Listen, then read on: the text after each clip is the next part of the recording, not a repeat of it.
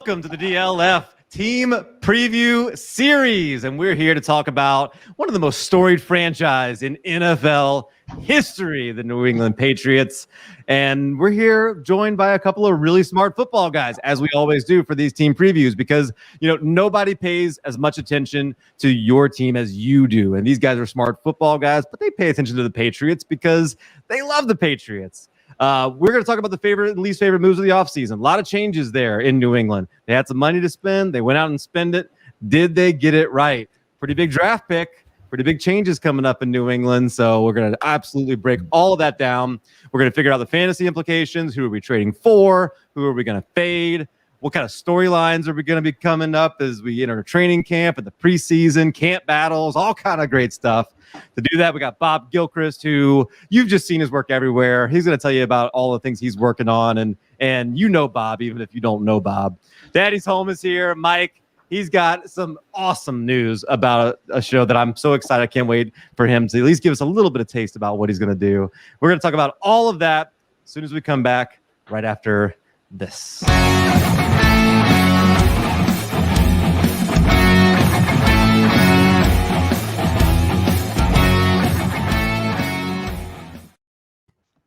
As I said, we're here to talk about the Patriots, and we're going to break down all the moves, everything that we're doing. I mentioned Mike. I mentioned his new show. Mike, tell everybody where they can find you, what you're working on, and all that good stuff.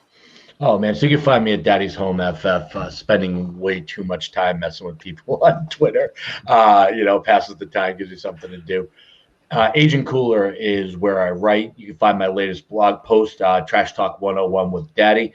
I think I published that 2 or 3 days ago now. It basically gives you the do's and don'ts for adding some trash talk to your league. I think anyone who knows my backstory knows that's kind of why I'm here. It's what I do. I like making videos to spice up my league a little bit. So gave you kind of the basics, just enough so you don't hurt yourself, but not too much that you think you're professional. It might be a series. As everything I do, I never know what's next. I kind of just take it day by day. But what I do know is next is the show. The show, man, I'm stoked about the show. I'll be honest. Like, this is probably the most excited I've been since I started in this industry.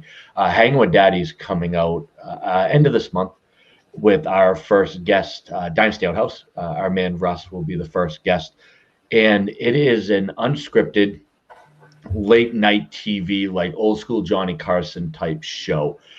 We are going to talk about any and everything. There might be football, there might not, but what we're trying to give you that experience of is what people have asked me in the past. It's like, hey, I see articles, I see tweets, I see shows, but what would it be like if I was just sitting next to y'all at a bar? Mm-hmm. Like, what would you guys talk about? I'm like, dang, we can show you that. I mean, especially with COVID, the one thing we've all learned is how to hang out and talk and drink over Zoom, right? So that's what the show is going to be. It's going to start when it starts. It's going to end when it ends. It's going to be completely just off the cuff. Hey, when I'm going to call my buddy, instead of calling him on the phone, we're going to do it on camera for you. We're going to show you kind of what we would talk about. There might be some football mixed in, but it's going to be fun. And I realized I just said, something that really came out awkwardly. We are going to talk on camera, and we're going to have a fun time. So hopefully I'll check it out. You'll be able to see where it's coming out soon. I'll make some announcements. But, yeah, I'm stoked to get started, and we have some really cool guests lined up already. People announce shows all the time, Mike, and I rarely ever feel the need to reach out to them or the desire to reach out to them. And when you announced it, I was listening to the podcast. I sent you a DM and I was just like, yeah, it's perfect. Like, that show makes perfect sense. If anybody's going to do that show, you are the right person to do it. And if you were going to do a show, this is the right one for you. So I'm excited to hear about that. And Russ is awesome. You got some great guests lined up. Certainly excited about that. Bob, you do so much. I don't even know where to start, but go ahead and introduce yourselves. Tell everybody where they can find you, all that good stuff. Well, you can find me on Twitter at Bob Gilchrist FF. I kind of just float around as well. I'm here, I'm there. I do a podcast with John Bosch on the Dynasty Trade Calculator called the Dynasty Time Machine. We don't record as much as we probably should, but we fit it into our schedules. Still doing some graphics over at the Dynasty Vipers, and actually we just got finished over the last month or so with the SFB AV makers. And, we put out over 750 graphics in a month. We had an amazing team of guys and girls to pump out graphics over the last month. Raised 7,500 just by putting some pictures together. So it's very exciting. But yeah, I'm always around. You can find me on Twitter. My first question, Bob, is what is your favorite sandwich? My favorite sandwich? This is PG, right? No. All right, so my favorite sandwich. We're gonna have to go with a good hot pastrami with some provolone on a Kaiser roll. Absolutely, positively, no pickles anywhere near it. So this is good. You're setting the tone because you're going to be wrong a lot tonight, and you started right out of the gate with the wrong answer, which is amazing. So at least you let everyone know what's coming. Well, I gotta fix my my name again because I am Holmes' daddy. So right off the bat, you spelled your own name wrong in case you didn't notice. Yeah. Right off the bat, Mike is not impressed with the off-season sandwich moves that Bob is making. So let's talk about maybe your favorite move that the Patriots have made, Mike. And a lot of them to choose from. What's your favorite one that New England made over the last few months? So I think my favorite one is Judon, to be honest. When you look at what the Patriots do with Uche and with Winovich, I think having someone coming on the offside who is a proven system player who can get to the quarterback, that guaranteed 8 to 10 sacks, it's just who he is. That's what you need. I mean, they have a solid secondary. When you look at this defense, especially with Hightower coming back, they were pretty set in a lot of places, but what they didn't do is they didn't do themselves a lot of favors getting to the quarterback, getting pressure. So I think having somebody else coming off the edge with Uche and Winovich coming into their own, that's really going to make it difficult for teams. Those outside cornerbacks are already outstanding with Jackson and Gilmore, who did show up today for anyone who didn't catch the news. He was there for veteran camp, which is obviously a good sign. I have McCourty over the top. You have Hightower now back in his middle linebacker spot. So that was really the one place that I think we had to fill, and they filled it with a stud because this team is going to win games 21-17. This isn't going to be a Kansas City Chiefs 45-30. So you really need people who are going to stifle the passing game, and that's what Judon brings us. So that was the move I really was impressed with. Out of all of what were solid moves, that was the one that stuck out as a real game changer. I love that. And I think a lot of people think that the Patriots, their defense struggled last year, but they actually were fairly good in a lot of situations. It just was against the run. They were 26th in the league against the run, but fairly decent in other areas. And yeah, that's a good one. Bob, what do you think? Favorite move? I'm also going to go on the defensive side, and I'm going to go with Jalen Mills. I really I liked watching him last year in Philadelphia. I think it was his first full season in a few years. And just to give them more help over the top on the back end of that defense, I think is critical to the way that Belichick sets up all his schemes. Yeah, and I think just improving the defense and some of the things, getting some of the players back, things like that. I think that's going to improve a lot of things about the team overall. And if they're getting teams off the field quicker in certain situations, they're not able to run the ball as much, take time off the clock. That's going to mean more plays. That's going to make some better fantasy implications as well. And obviously we're going to get to all of the offensive skills players at some point over the course of this show. If you're watching and you have questions about any specifically or want some reactions, make sure to go ahead and put that down in the comments in the live chat right now. But we're going to go ahead and just jump in and say, what's your least favorite move of the offseason? We heard what you liked. Bob, I'll go back to you. Just start with you on this one. Give you the first word. What are some moves that you didn't like the Patriots made? I'm going to say Nelson Aguilar. I've never been a real big fan of his. I know he had a great year last year. But for that amount of money, I feel like they could have got a higher level talent wide receiver. He's been known for his drops. And that if he's dropping the ball, Belichick is not going to have him on the field. I mean, that they don't stay out there if they don't catch it. Yep, that's I put in the promo. He's going to bring his hands that he had in Philly or the ones that he had in Vegas, because he turned out to be pretty good last year, actually, and it's just a matter of, did he do that because he wanted to get the contract, and and ultimately now that he's got it, is that going to change things? You worry about that a little bit, but I mean, it's if he's what he was last year, that might not be too bad, but certainly understand the hesitation. Mike, what do you think? Least favorite move of the offseason by the Patriots? It's funny because we keep staying in the same realm, but for me, it's Kendrick Bourne. I don't see the need for it when you look at what Myers has. This guy can't stay on the field, and there is no way you weren't bidding against yourself. Like, I didn't hear any buzz about teams needing Kendrick Bourne.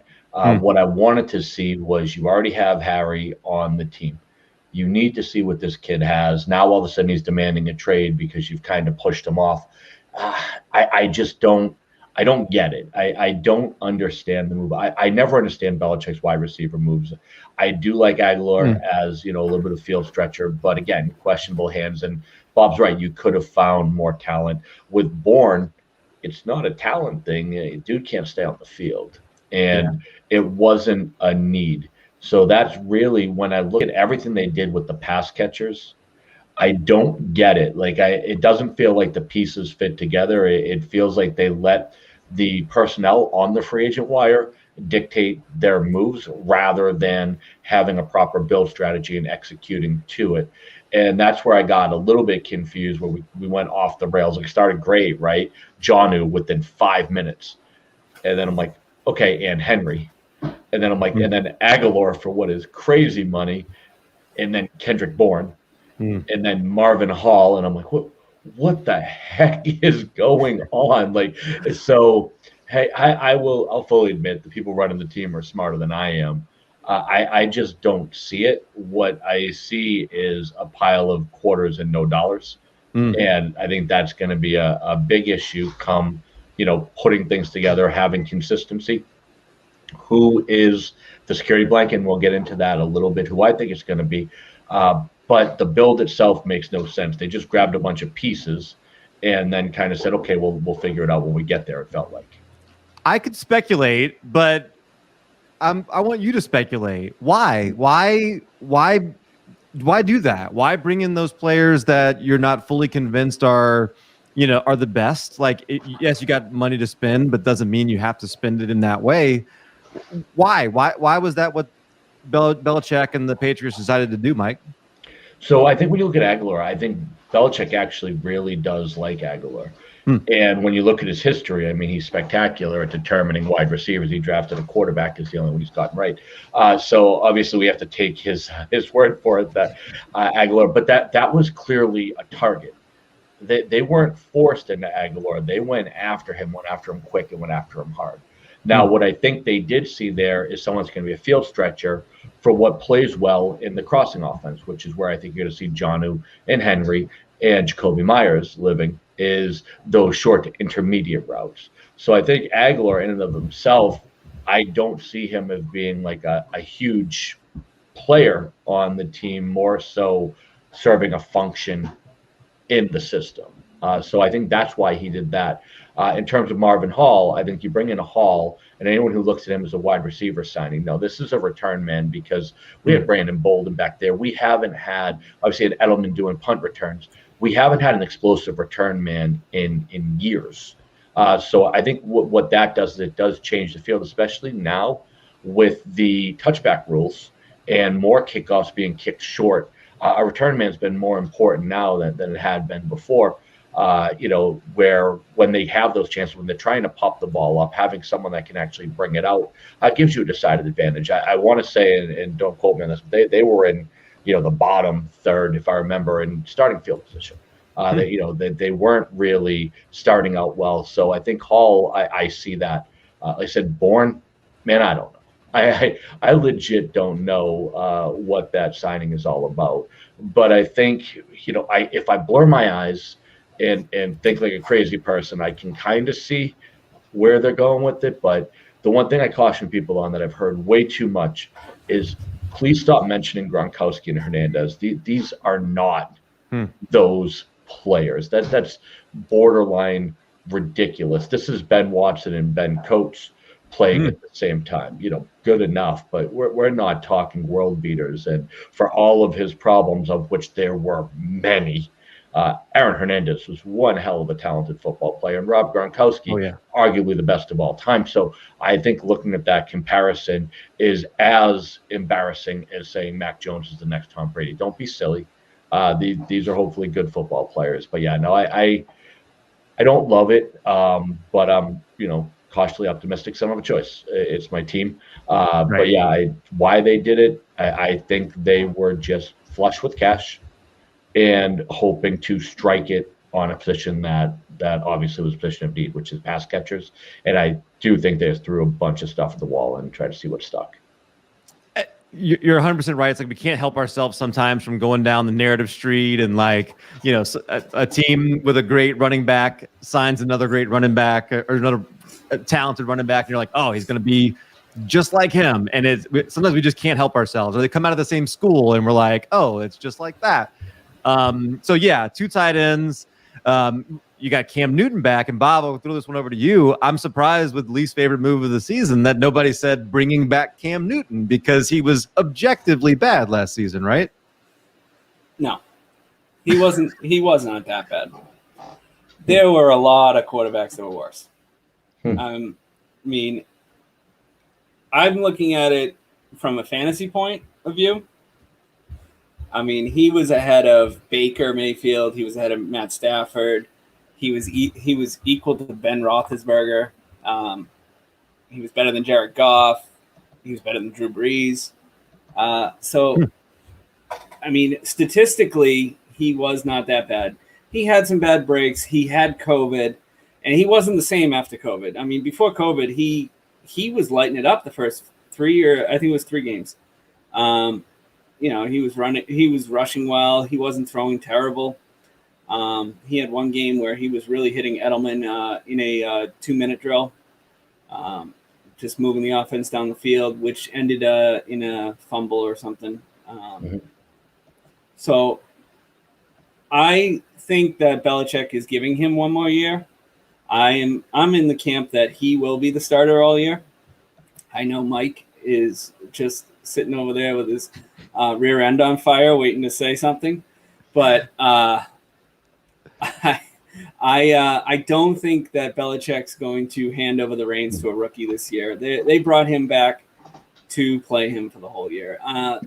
The chance that Mac Jones actually gets in to the game would be the Patriots already being eliminated from the playoffs. That's interesting. So, Mike, I didn't know this about you, but you disagree with that? Mm-hmm. Yeah. I am a Mac Jones starts week 1 guy.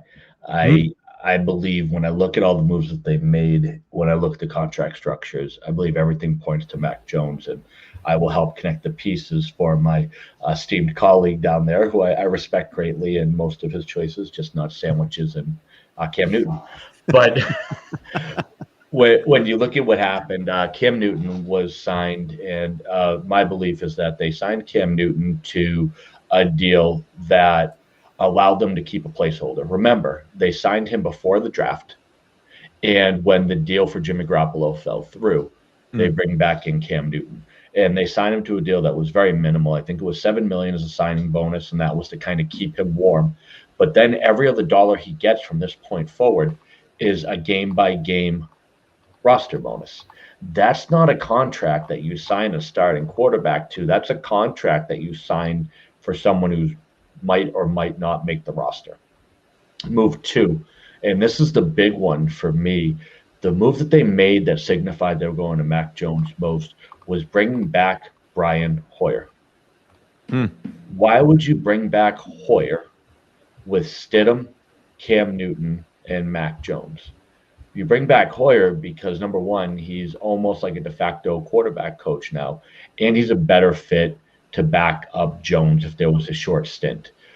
Cam Newton, his offense will look nothing like the other 3. It's very much like one of those things is not like the other. You have 3 barely mobile quarterbacks in Cam Newton, who is mostly running, RPOs.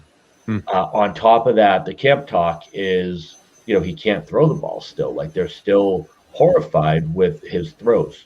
And it kills me because I love Cam Newton as a person, as a leader. I want this guy to succeed. But whatever happened to his shoulder, man, that thing is sticking around. But yeah, great person. And honestly, for such a short stint, one of my favorite Patriots. Like, there's nothing not to love about Cam Newton except his ability to throw. And I don't see that coming back. And I don't see them doing another year of him running all over the field. So for me, I think this kid they drafted is pro ready. The top QBR for any college quarterback of all time, coming out of an offense where now he's actually has worse weapons than he did last year. But coming out of that pro style offense, I think realistically, when you look at Mac Jones, one of the draws to him was the belief that he had the NFL pedigree, the belief that he could learn playbooks quickly, and that he had the accuracy you need, almost reminiscent of, and this is not comparing the two players, but what you were getting out of a 2004 Tom Brady. If you remember that Super Bowl, that was very game manager, dump off to J.R. Redmond, small crossing patterns. They weren't asking him to do much. The defense was winning the game. They were just making sure the quarterback didn't lose it. And anyone who tells you that Brady won the 2004 Super Bowl didn't watch it.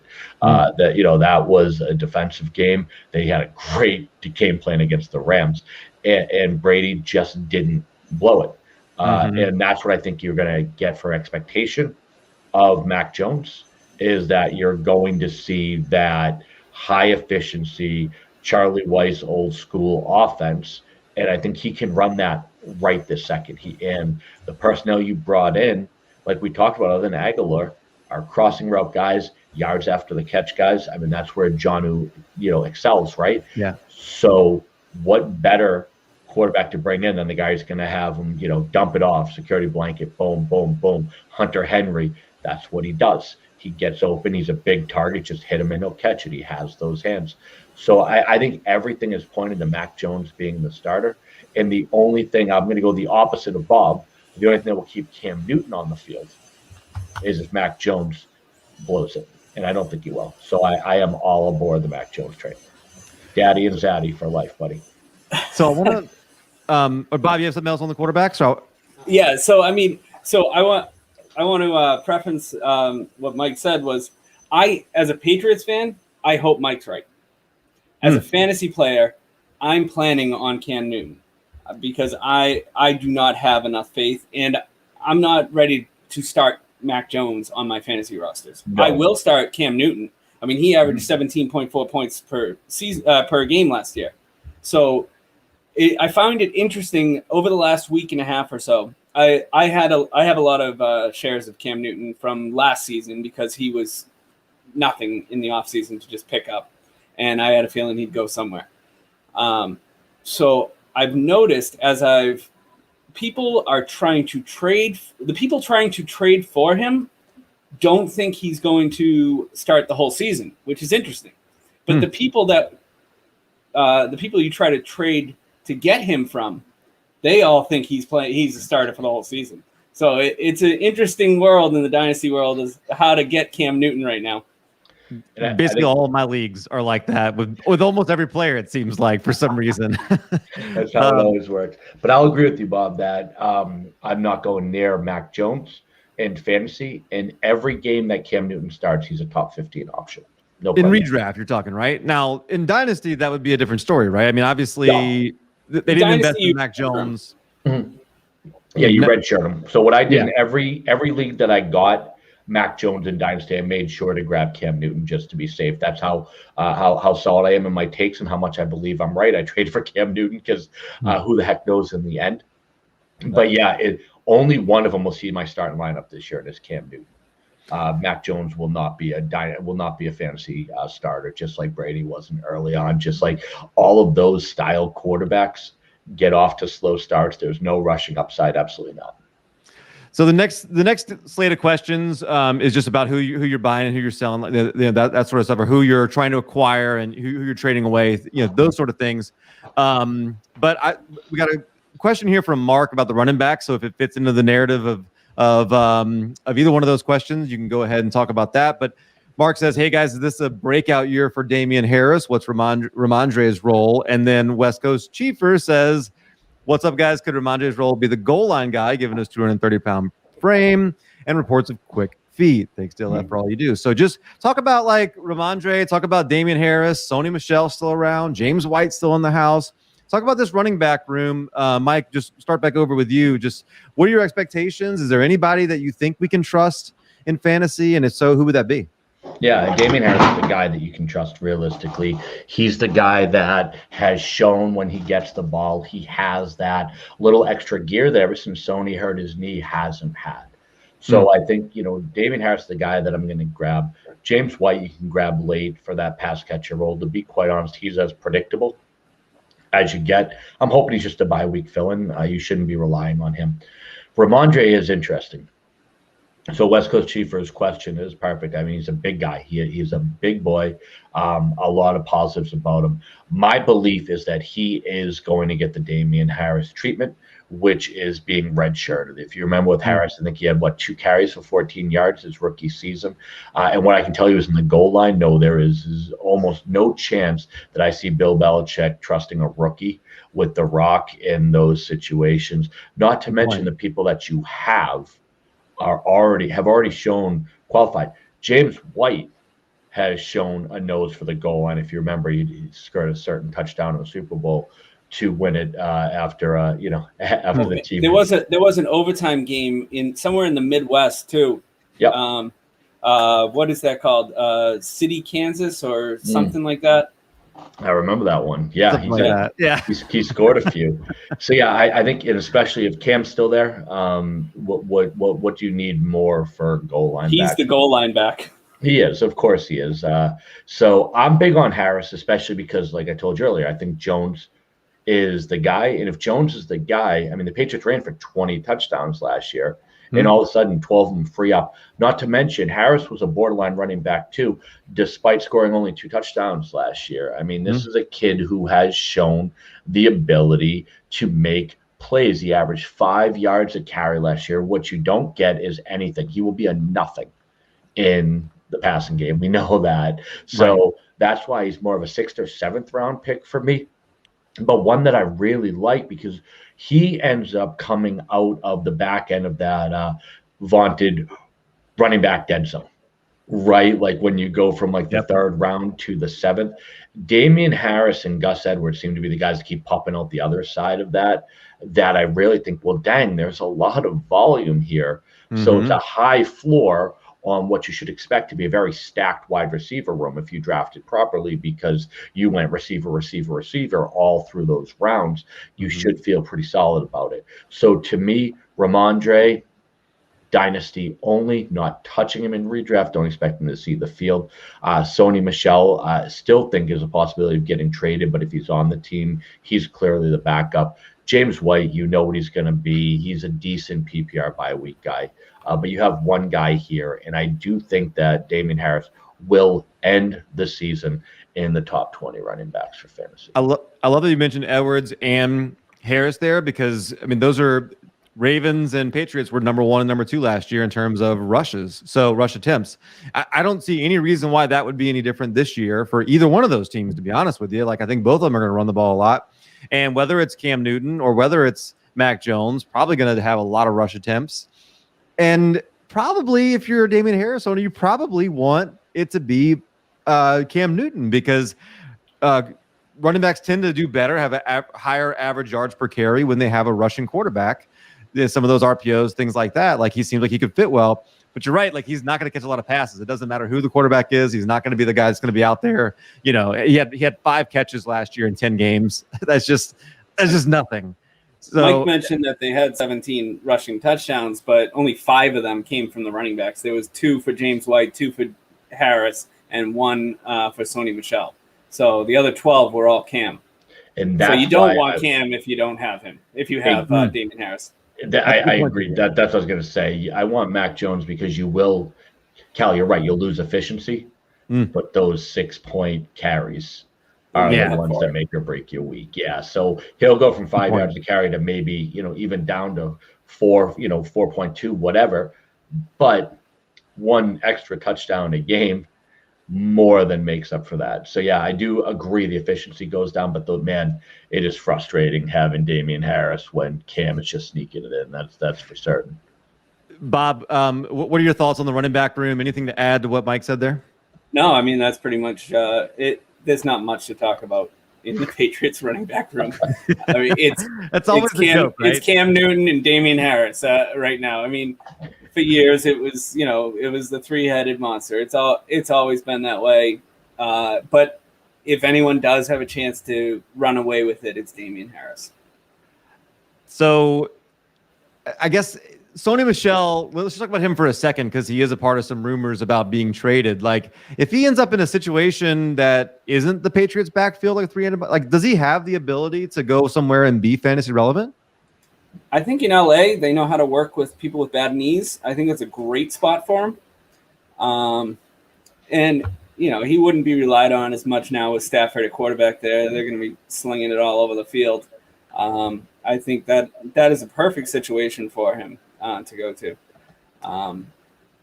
Another option, maybe Houston, but that would be a terrible place to go. It seems like he would fit into that running back room there in Houston. Yeah. So let's talk about just who we would be looking to acquire. So whether it's one of the running backs, whether it's the quarterback, whether it's the wide receivers, tight end, any of those. Mike, who on this team do you think has fantasy value that maybe isn't quite being recognized as much by ADP or by rankings? Yeah, I mean, so we talked about Harris, who I think his ADP will continue to climb. I think he's probably 2 rounds later than he should be. I'm putting some decent bets on Hunter Henry being the tight end that you want. Him and Jonnu Smith, ADP, they almost seem to be holding hands, like walking around ADP. They're right next to each other because no one knows what to do. I think that Jonnu Smith's a better football player. I think Hunter Henry will be a better fantasy option. I think he'll be a little bit stronger week to week. I think Jonnu can have some big weeks, but I also think they bring him back in the block every once in a while. So he's a guy that I think for NFL purposes a better player, but Henry's the guy. Other than that, I am mostly staying away from this offense. I think Cam has been, like we talked about earlier, a great flyer in hopes that he plays. But this will continue to be a frustrating offense to have pieces of on your fantasy team. The difference from now from years past was it was frustrating, but they were really talented. Now it's just frustrating. So it's not even like you're trying to guess a piece of a high octane offense.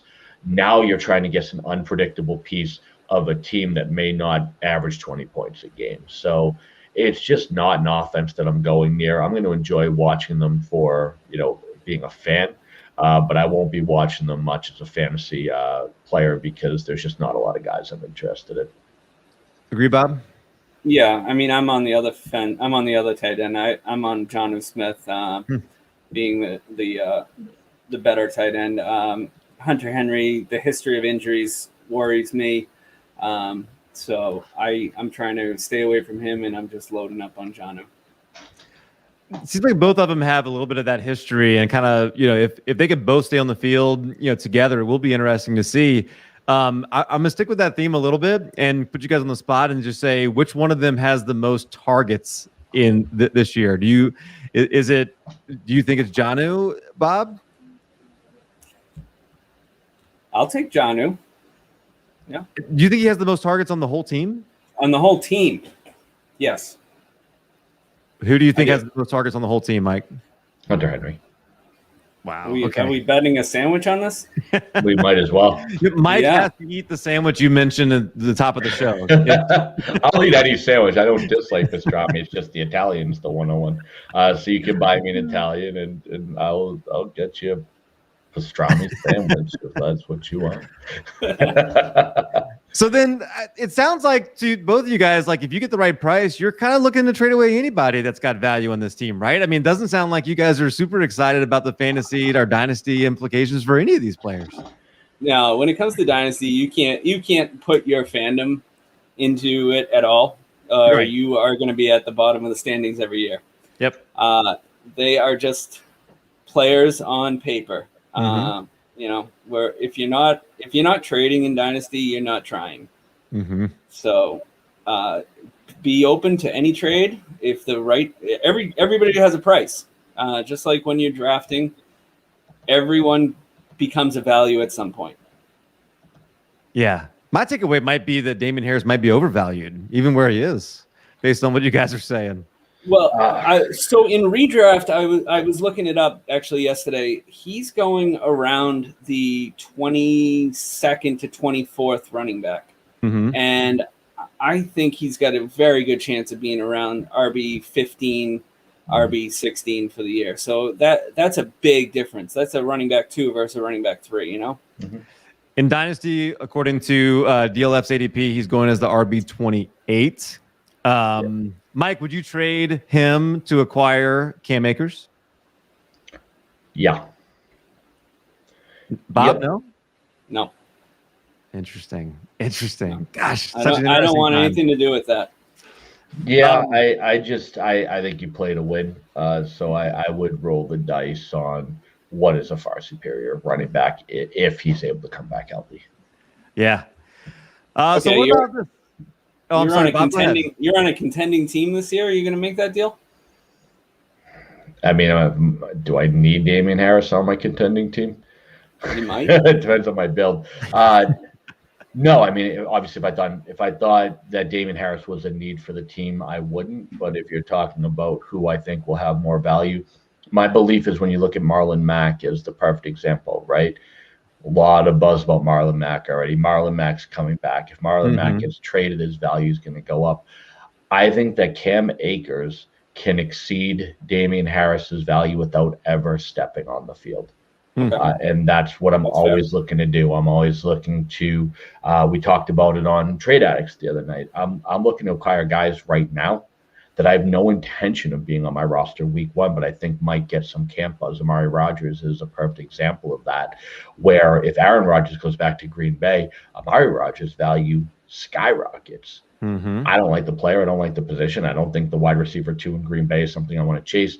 So I'll be picking up Amari Rodgers now and moving him before September 1st in hopes that he gets more camp buzz. The actual example we used was Anthony Firkser for Amari Rodgers. And I said, Firkser's not going to have any buzz.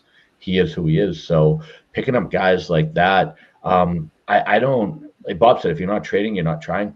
I don't actually care how good these players are. When I'm in the summer months, I care what they're worth on the open market. I don't need to 100%. Like them.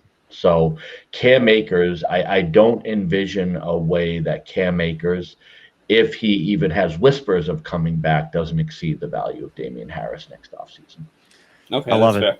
Bob, I'm going to go to you with this question down below here. What storylines or camp battles are you paying attention to as we get into training camp? Like, is it that running back room where there was a lot of positive things said about Damon Harris? No, it's Mac Jones, Cam Newton. That's the one, I guess. Yeah, that's the only one. I mean, we went over that pretty extensively. But yeah, that's the one everyone's going to be watching. Everyone wants to see. The New England will be divided. Mike, will New England be the team that sneaks in and trades for Zach Ertz? No, I hope not.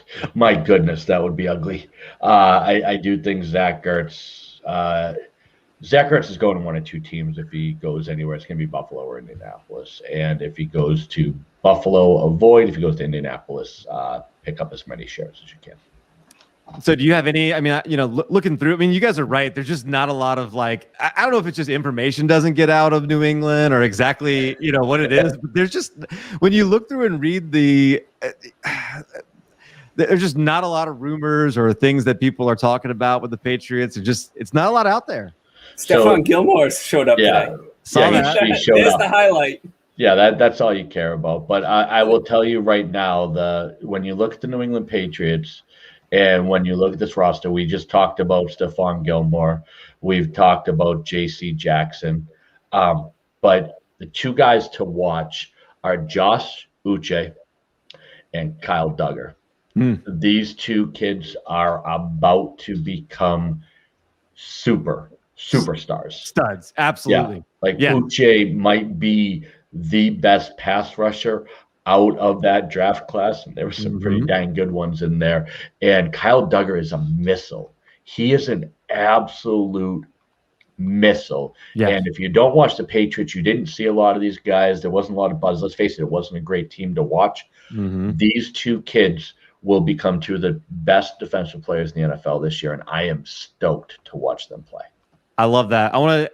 I guess this is, if we're going to say something that's kind of interesting, it would be Nikhil Harris. So Aaron, 1984A asked, will Nikhil Harris get traded? Why do the Pats have such a bad history with drafted wide receivers? But I guess specifically on Nikhil Harris, you know, we didn't even mention him at all over the course of the show. Are you, Bob, are you just done with him? Like you just said, there's no hope?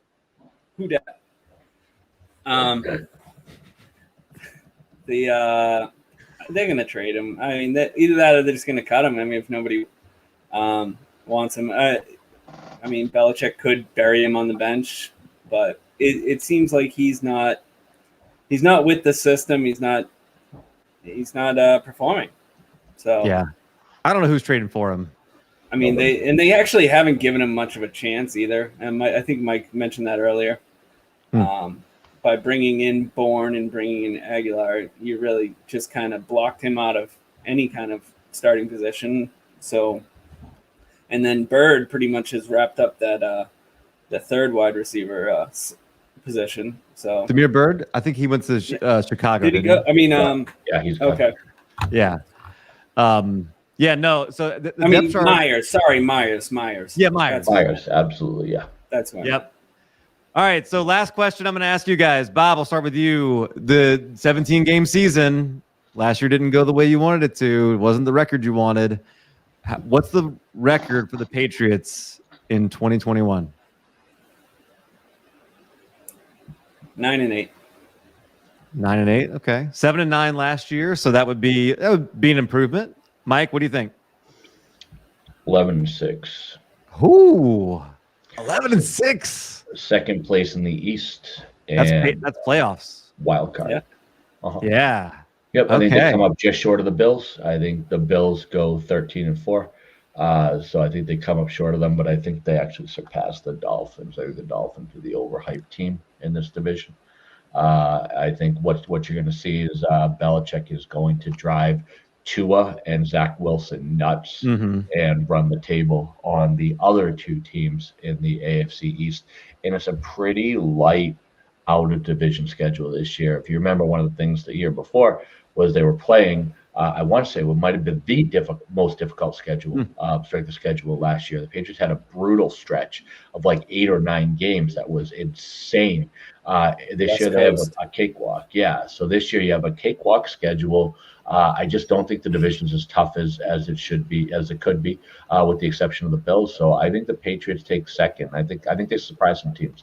This is not a Super Bowl contender. I'm not drinking full Belichick Kool-Aid. But I think this defense is good enough that they're 10-7, 11-6. I'm going to take the higher of the two. I mean, we do have the NFC South this year, so we've got Brady's coming to town. Who's good in the NFC South? Nobody. Who are you confident in?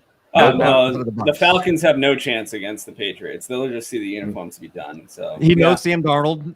They've got to see Ghosts again. Exactly. Yeah. And then even outside of that, you're playing a third place schedule. So you're playing third place in the other divisions. I mean, it's a very winnable schedule. Yeah. Yeah. No, I love that. And honestly, like I just can't imagine a world where Belichick doesn't will himself to the playoffs this year. Like after last year, Tom Brady hoisting the Lombardi, with a stacked team already, there's no way he's not going to allow that to happen where he doesn't at least make. Can you imagine if he doesn't make it and Tom Brady wins the Super Bowl again? He's not going to let that happen. There's no way. Oh, I agree. No way. All right. Well, good. Well, I appreciate the insight from both of you guys. This has been an awesome show. Definitely, if you missed the beginning, go back and check out where you can find Bob and you can find Mike because they've got some awesome things going on. I won't make them go back through it again. But make sure you're following them. Make sure you're following at DL Football. That's the account for DLF. And follow me at Calvin and Hobby. If you're not subscribed to the channel already, make sure you go hit that subscribe button, hit the like button, thumbs up, notifications, all that good stuff. Oh, did you want to answer this? Oh yeah, you want to answer that last Oh, one? it's gonna cheer. It's gonna be a cheer. We love Tom Brady. Yeah, That's a good one. absolutely. Yeah, we love Tom Brady. This isn't. Nobody blames him. Nobody blames him. Everybody blames Belichick up here. Week 4. Yeah, no, that's good. Week 4, when he breaks the all-time passing mark, we will absolutely cheer him breaking the record against our team. It's going to be a lot of fun. And of course, always a lot of fun to talk to you guys and talk about the Patriots. So hopefully you guys, get back to where you guys can compete. I think it's more fun when you've got the Enterprise operating at full bore there. So the Death Star needs to be fully functional. Let's get it back going. The Empire will strike. That's right. So I appreciate you guys joining us. And so for these guys, for DLF, I'm Calvin and Hobby.